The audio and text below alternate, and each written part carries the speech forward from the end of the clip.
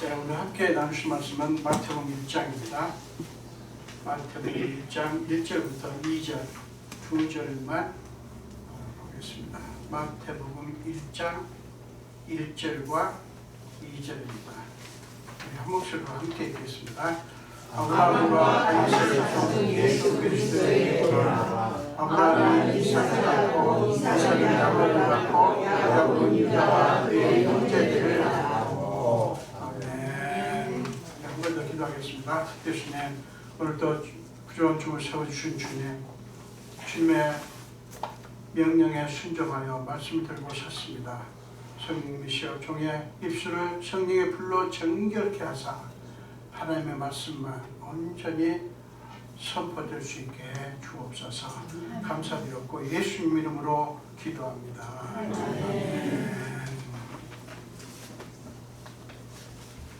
오늘 공독하신 말씀으로 자신의 뜻에 대한 하나님의 열심, 하나님의 열심이라는 제목으로 함께 은혜를 나누겠습니다. 4개의 복음서 중에서 마태복음은 독특하게 예수 그리스도의 계보가 뭐냐면 쉽게 말하면 족보예요. 족보. 그러니까 계속 계보가 나올 때 여러분이 족보로 생각하시면 됩니다. 예수 그리스도의 족보를 소개하면서 복음서를 시작합니다. 마태복음이 그래요. 아주 독특합니다. 본문은 그리스도의 계보 중에서, 족보 중에서 아브라함부터 유다가 태어나기까지, 그러니까 아브라함부터, 그러니까 창세기 12장부터 창세기 29장의 이야기를 다루고 있습니다. 1절은 이렇게 시작하죠. 아브라함과 다윗의 자손 예수 그리스도의 계보라, 이렇게 소개를 합니다. 마태는 이 구절을 통해서 우리를 향한 하나님의 뜻을 알려주려고 하시는 거예요. 그러니까 단순히 족보를, 지금 계보를 알려주려고 하는 게 아니라 그 계보를 통해서 하나님이 저와 여러분을 향한 어떤 뜻을 갖고 계신가, 하나님은 어떤 분이시고, 하나님은 어떤 사람을 사랑하시고, 하나님의 목적은 무엇인가를 알려주려고 마태는 특별히 이 계보로 복음을 시작합니다. 자, 이사야서 7장 14절에 보면 하나님은 오래전에 예수 그리스도의 탄생에 대해서 이렇게 예언을 하셨어요. 보라, 처녀가 잉태하여 아들을 낳을 것이요 그의 이름을 임마누엘이라 하리라. 임마누엘은 쉽게 말하면 하나님이 우리와 함께 하시이라는 뜻이에요. 이사야서에서 그렇게 예언이 되어 있습니다. 이 예언대로 예수님이 처녀의 몸을 빌어서 성령으로 잉태하사 인간이 되셔서 이 땅에 오셨어요. 여러분, 그렇다면 온 인류를 구원하실 구세주로 오시는 분이 왜 굳이 아브라함과 다윗의 자손이어야 하셨을까 하는 거예요. 왜 굳이 아브라함과 다윗의 자손이어야 하는 거예요. 히브리서는 예수님이 사람이 되셔서 오셔야 하는 이유를 이렇게 말씀을 합니다. 히브리서 2장 17절, 18절을 보겠습니다. 제가 쉬운 성경으로 보겠습니다. 여러분도 아마 쉬운 성경으로 읽게 될 겁니다. 이 말씀 한번 같이 읽을까요? 쉬운 성경으로. 그러므로 예수님께서는 모든 면에서 사람과 똑같이 되셨습니다. 예수님께서는 하나님의 성령을 자기로 신실할 때에 제사장이 되셔서 그들의 죄가 용서할 수 있게 해주셨습니다. 주님의 심판을 자기로 도와주실 수 있습니다. 왜냐하면 예수님께서 직접 하나님하고 시험을 하셨기 때문입니다. 아멘. 자, 이게 지금 히브리서는 왜 예수님이 구세주가 사람이 되셔야 했는가를 설명하고 있어요. 그렇습니다. 우리의 죄를 짊어지심으로써 우리의 죄가 사해지도록 하기 위해서, 그리고 시험받는 우리를 능히 도우시도록 하기 위해서 예수님은 우리와 똑같은 사람으로 오셨던 거예요. 명확하죠? 뭐라고요? 이 우리의 죄를 짊어지심으로써 우리 죄가 사해지도록 하기 위해서, 그리고 우리를 능히 도우실 수 있도록 하기 위해서 우리와 똑같은 사람이 되셨다는 거예요. 또 그 신학적으로 굉장히 중요합니다. 여러분들이 이거를 잊지 마시기를 바랍니다. 우리는 온 세상을 구원하실 구세주라면 인간의 혈통과 전혀 관계없는 특별한 존재여야 한다는 그런 생각을 하게 됩니다. 그렇죠? 정말 세상을 구원할, 온 인류를 구원할 구세주가 오신다면 인간의 혈통과 관계가 없어야 되지 않냐. 아무런 관계가 없는 특별한 존재여야 옳지 않은가 하는 생각을 합니다. 그러나 하나님이 원하시는 구세주는 달라요. 하나님이 원하시는 구세주는 우리와 똑같이 온갖 연약함을 지닌 사람이 되셔서 우리의 죄를 짊어지시고 우리를 대신해서 죽으실 하나님의 어린 양이 되셔야 했던 거예요. 요한복음 1장 29절은 그렇게, 요한이 그렇게 예수를 보자마자 그렇게, 보라! 세상 죄를 지고 갈 어린 양이로다, 이렇게 외칩니다. 자, 보세요. 우리와 똑같은 사람이어야 우리의 죄를 짊어지실 수가 있고 우리를 대신해서 죽으실 수가 있다는 거예요. 제가 그게 성경에서 일관되게 우리에게 말씀하시는 것입니다. 여러분, 예수님은 영어로 말하면 fully human, fully divine이에요. 그러니까 완전한 인간, 완전한 하나님. 여러분, 이거를 부정하는 게 이단이에요. 이걸 부정하는 게. 예수님은 우리와 똑같이 되셨어요. 똑같은 감정을 가지시고 똑같은 피를 가지시고, 그래서 예수님이 이 땅에 계실 때 짧게 사셨지만 우리의 애환과 우리의 고통과 우리의 눈물과 우리의 아픔을 똑같이 느끼셨어요. 자, 이제 아브라함으로부터 유다까지의 이야기를 한번 살펴보도록 하겠습니다. 아브라함의 이야기는 창세기 12장에 처음 등장하죠. 12장 1절과 4절을 보면 이런 말씀이 나옵니다. 여호와께서 아브라함에게 이르시되 너는 너의 고향과 친척과 아버지의 집을 떠나 내가 네게 보여줄 땅으로 가라. 4절. 이에 아브라함이 여호와의 말씀을 따라 갔고. 그러니까 뭐가 있습니까 지금? 하나님은 아브라함의 의지와 관계없이 그를 부르셨어요. 그리고 말씀하셨어요. 뭐라고요? 내가 보내는 땅으로 가라. 내가 지시하는 땅으로 가라. 고향과 친척과 아버지의 집을 떠나라. 이렇게 말씀하셨어요. 그런데 그게 하나님의 주권적 부르심이에요. 근데 아브라함은 어떻게 했습니까? 그 부르심에 순종을 했습니다. 지금 아브라함의 그 모습은 하나님의 주권적인 부르심을 강조하고 있고, 그 다음에 아브라함의 순종을 강조합니다. 부르심과 순종이 굉장히 중요한 거예요. 그의 나이 75세 때 하나님은 부르셨어요. 그리고 2절은, 오늘 본문의 2절은 아브라함이 이삭을 낳고, 이거는 창세기 21장에 나옵니다. 이삭은 야곱을 낳고 창세기 25장에 나오죠.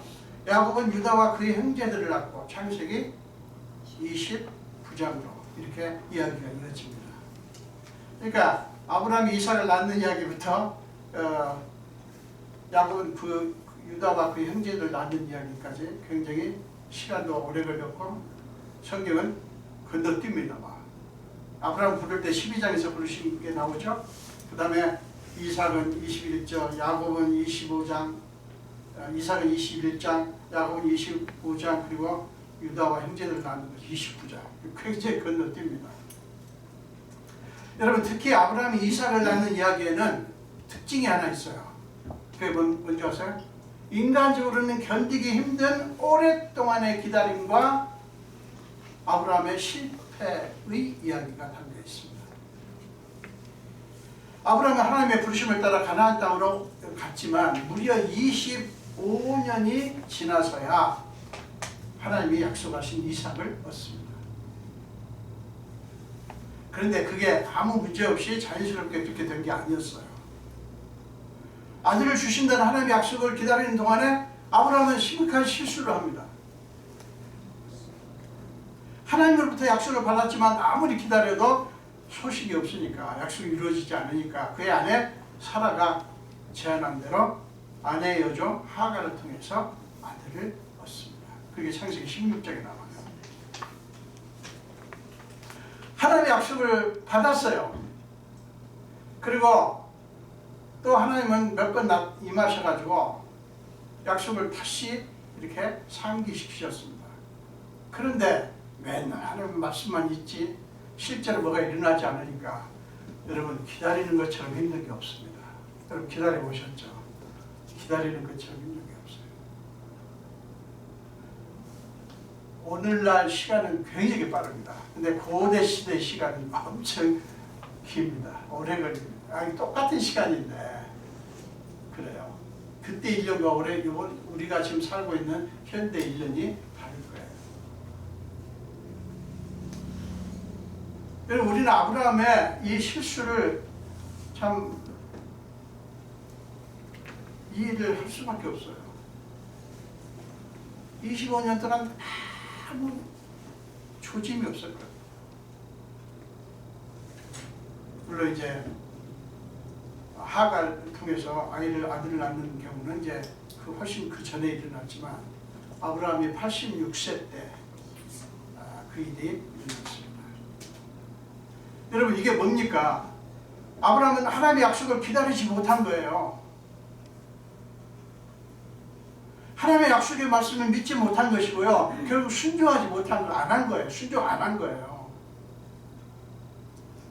인간적인 방법을 통해서 아들을 얻긴 얻었지만 그것은 뭐예요? 무엇을 의미합니까? 하나님의 뜻을 거스르는 것이었어요.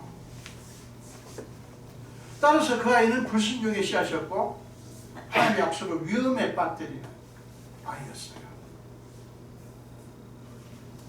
만약에 하나님이 애초에 약속을 포기하셨더라면, 하나님이 하신 약속을 포기하셨더라면 하나님의 계획은 아브라함에게 이루어지지 않았을 거예요. 여러분 이야기 강조하는 게 뭔지 아십니까? 자신의 뜻에 대한 하나님의 열심이에요. 하나님의 열심. 이게 무슨 말인가 하면 자신의 뜻에 대한 하나님의 끈질김. 여기 하나님의 고집이 있습니다. 끈질김. 그리고 신실함을 강조하는 말이에요. 하나님의 열심이란 말은 하나님이 자신의 뜻에 대한 하나님의 끈질김과 고집과 신실함을 강조하는 거예요. 아브라함은 분명히 하나님의 뜻을 무산시킬 수 있는 실패를 했습니다. 실수를 했어요. 그러나 그는 실패했지만, 그는 실수했지만 하나님은 자신의 뜻을 거두지 않으셨어요. 포기하지 않으신 거예요. 하나님은 결국 그의 나이 100세가 되었을 때 기어이 약속의 씨앗을 아브라함에게 주십니다. 그 아들이 이삭이에요. 그 아들이. 얼마나 기가 막힙니까? 이스마엘, 하갈을 통해서 이스마엘이라고 하는 아들을 낳고 나서 14년, 15년이 지난 후에 그들은 그렇게 실수를 하고 잘못을 했지만 하나님은 그럼에도 불구하고 자신의 뜻을 거두지 않았다고요. 우리는 누군가와 좋은 관계를 맺고 있다가도 어떤 약속을 했다가도 그 사람이 바뀌면, 변하면 우리가 한 약속도 바꾸지 않습니까? 그게 인간이에요. 그 하나님은 그러지 않으셨어요. 이게 우리에게 희망입니다. 우리는 거듭거듭 잘못해요. 하나님 앞에. 아브라함만 이렇게 실수하는 게 아니에요. 우리도 거듭 어쩌면 그렇게 빈번하게 하나님께 잘못을 하는지 몰라요. 그러나 하나님은 자신의 약속을 거두지 않으셨어요. 않습니다. 이게 우리에게 위로가 되고 희망이에요. 그러면 우리가 뭐 마음대로 살아야 된다는 뜻이냐 그건 아니고요. 여러분들이 혹시 실수했을 때 나는 끝났다. 나는 이제 하나님이 떠나주셨을 거야. 그렇게 생각하지 마시라는 뜻이에요. 사랑 여러분, 그것이 하나님의 열심이 무엇을 의미하는지를 보여주시는 거예요. 사람은 결코 신실하지 못합니다. 그러므로 사람을 의지하지 마십시오. 그러나 하나님은 신실하십니다. 여러분, 이것이 우리의 가장 확실한 소망입니다. 그러므로 여러분이 연약하여 원치 않은 실패를 했을 때 낙심은 엄청나게 되겠지요. 그러나 그때 거기서 멈추지 마시고요. 재빨리 여러분을 절대 놓지 않으시는 하나님을 붙드시기 바랍니다. 재빨리 하나님께 나아가세요. 염치 없이 여러분 하나님 앞에 염치 찾지 마세요. 체면 찾지 마세요. 하나님 앞에서 여러분들이 폼 잡아봤자 저도 마찬가지로 아무 소용없어요. 개미가 우리 앞에서 폼 잡아보세요. 얼마나 웃깁니까? 개미가 폼 잡는 거 안 보셨어요? 저는 개미 올 때마다 은혜를 받아요. 이것도 내가 지금 이게 만약에 밟아버리면 이게 다 끝나는데 어쩜 저렇게 열심히 저 물고 갈까? 은혜를 많이 받습니다. 내가 개미만도 못한 존재를 어떻게 보면 여러분 본문은 이삭은 야곱을 낳고 라는 말씀으로 이어집니다. 이삭이 야곱만 낳았습니까? 아니에요. 에서와 야곱을 같이 낳았습니다. 에서가 먼저 나왔기 때문에 장자는 누구예요? 에서예요. 근데 계보에는 장자 에서가 아니라 차자인 둘째인 야곱이 등장합니다. 왜 그랬을까요? 창세기 29장 23절에 보면 하나님이 태중에 있는 두 아이에 대해서 예언하신 말씀이 나옵니다. 여호와께서 그에게 이르시되 두 국민이, 여기서 그는 리브가입니다. 두 국민이 네 태중에 있구나. 두 민족이 네 복중에서부터 나누이리라. 이 족속이 저 족속보다 강하겠고 큰 자, 에서예요. 큰 자가 어린 자, 야곱입니다. 어린 자를 섬기리라. 하나님이 예언의 말씀을 주셨어요. 하나님은 무엇을 근거로 예언의 말씀을 하셨을까요? 하나님이 왜 이렇게 태중에 있는 아기에 대해서 예언하셨을까요? 이것은 인간의 상식, 인간의 지혜를 뛰어넘는 하나님의 주권, 하나님의 권세와 하나님의 뜻입니다. 주권을 강조하는 말씀이에요. 한 가지 분명한 것은 하나님은 어떤 일을 하실 때 갑자기 그냥 즉흥적으로 하시는 게 아니라 하나님은 자신의 뜻을 정하시고 그 뜻에 따라 하신다는 사실이에요. 시편 139편 16절에 보면 하나님은 태중에 우리의 형체가 만들어지기 전에, 그래서 우리가 이게 참 아이를 우리가 갖는다고 하는 게 기가 막힌 일이에요. 태중에 우리 형체가 이루어지기 전에, 만들어지기 전에 나를 먼저 보셨다라고 하는 말씀이 나옵니다. 그러니까 이게 얼마나 신비로운 겁니까? 하나님이 그 모든 것을 다 계획하셨고 또 보셨다는 거예요. 말씀이 나오는데 이게 뭐냐면 하나님이 태중에 있는 야곱을 보시고 그를 먼저 사랑하셨다고 하는 것을 알 수 있어요. 그 시편 139편 16절에 보면 먼저 그 태중에 있는 형체가 이루어지기 전에 보시고 그를 선택했다는 그런 말씀이 나와요.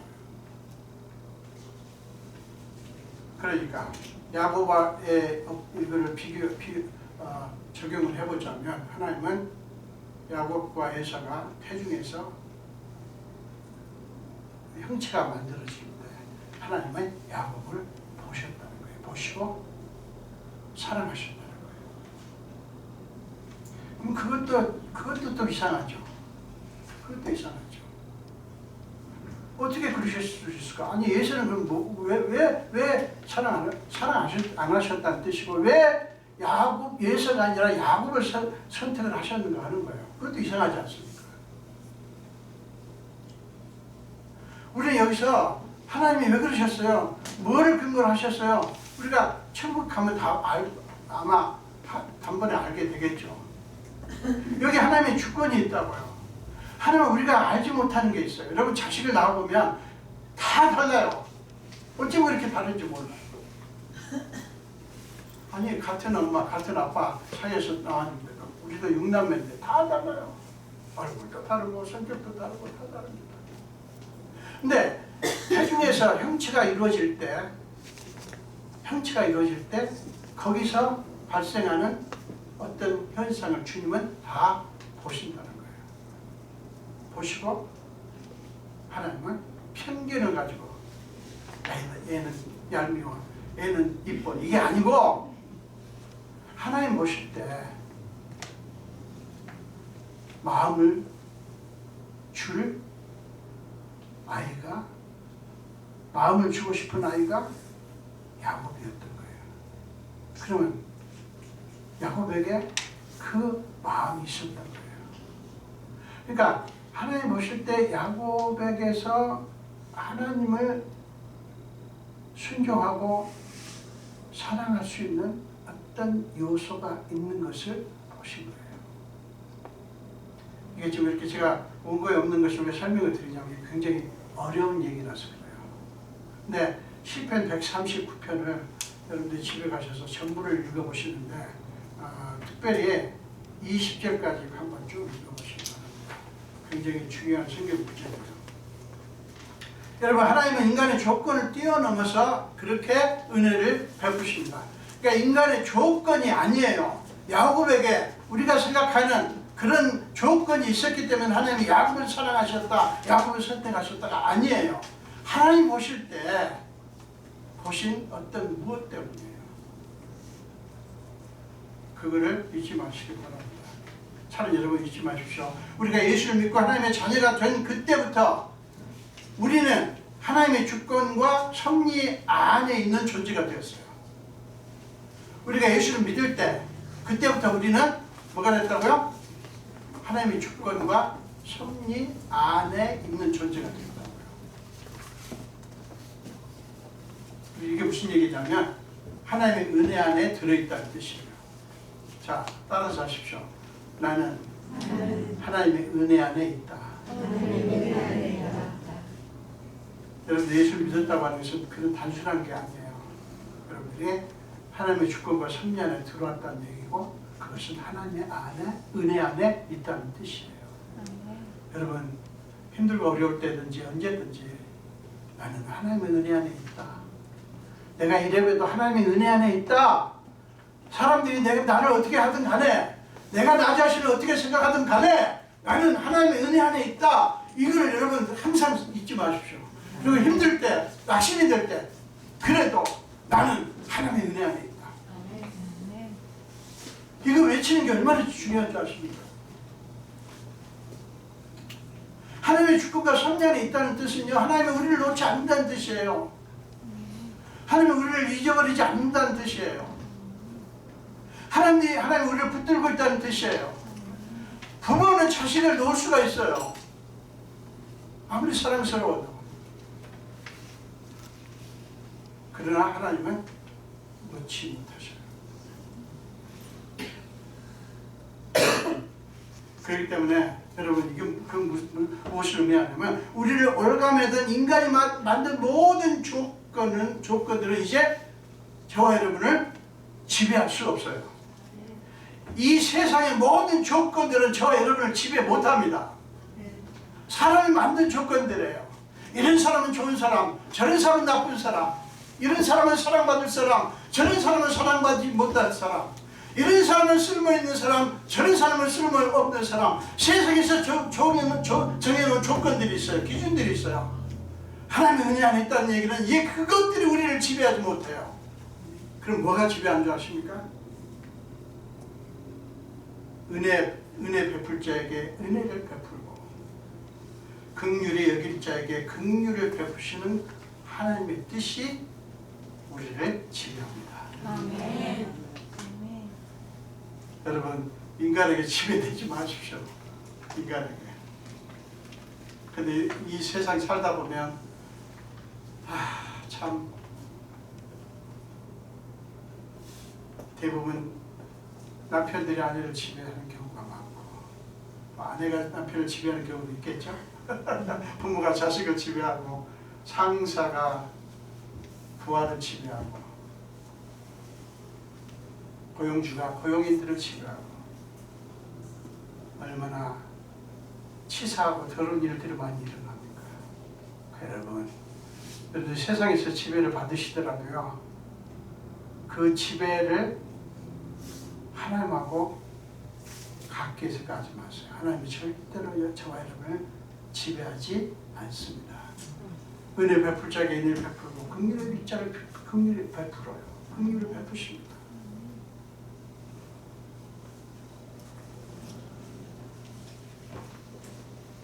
참 여러분, 그렇기 때문에 잊지 마십시오. 나 같은 사람, 저렇게 못된 인간은 하나님의 은혜를 받을 수 없어 라고 단정하면 안 돼요.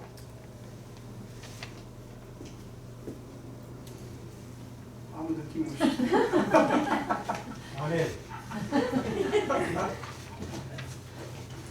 이 세상은요, 어쩜 그렇게. 여러분, 열등의식이 유난히 심한 분들이 있죠. 저도 엄청 심했습니다. 예수 안 믿었으면 저는 진짜 지금 안 살아있을 거예요. 그리고 자기가 그렇게 타고 태어난 성격도 있지만 주변에서 계속 살아오는 동안에 계속 주입된 뭐가 있어요. 부정적인 생각들. 나는 어디다 쓸래? 어디다 쓸래? 너는 쓸모가 없어. 암암리에 그게 막 우리 속에 들어와 있어요. 거기에 눌립니다. 그거요, 완전히 거짓말이에요. 사기예요, 사기. 진실은 뭡니까? 우리는 하나님 것이고요. 하나님은 우리를 그렇게 하지 않습니다. 여러분 자신도 나 같은 사람 그러지 마세요. 여러분들이 뭐가 어때서요? 뭐가 문제예요? 돈이 없어서 문제입니까? 못 배워서 문제입니까? 좀 지능이 낮아서 문제입니까?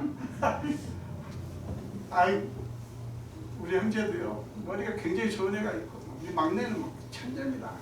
우리 집 막내는. 저는 낮인데, 막내는 정말 기가 막히죠. 머리가 좋아요. 여러분, 이게,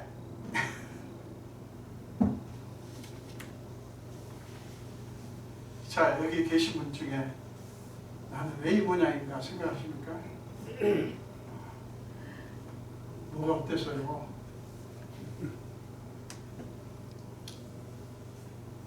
다 그 거짓말이에요. 세상에서 살아오는 동안, 세상을 살아오는 동안에 여러분 자신에게도 있는 게 있지만 계속해서 주입된 거짓말이에요. 여러분 쓸모없는 사람 없어요.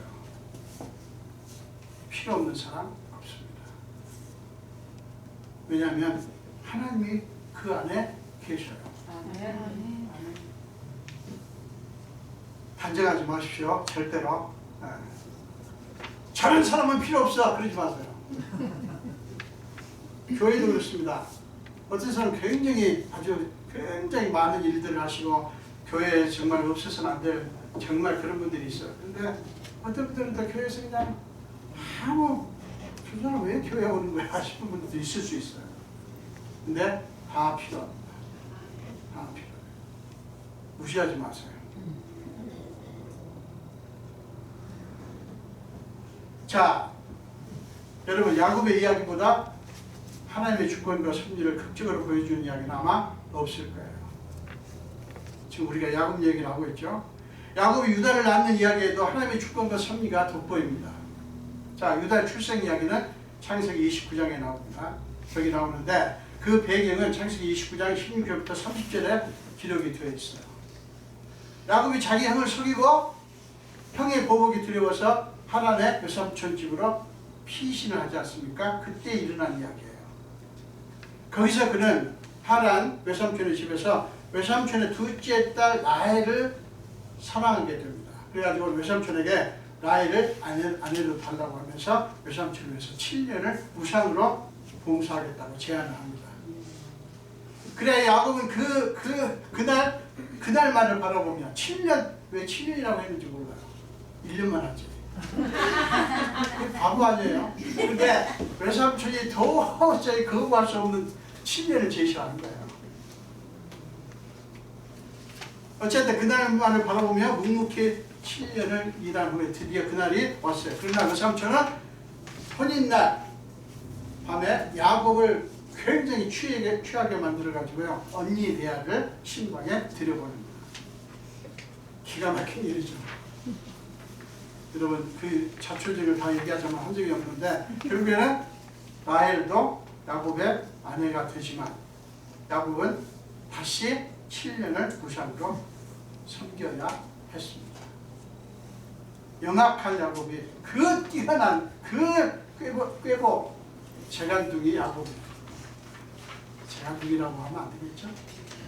그 못된 정말 그 야곱이 영악한 야곱이 외삼촌에게 꼼짝없이 당한 거예요.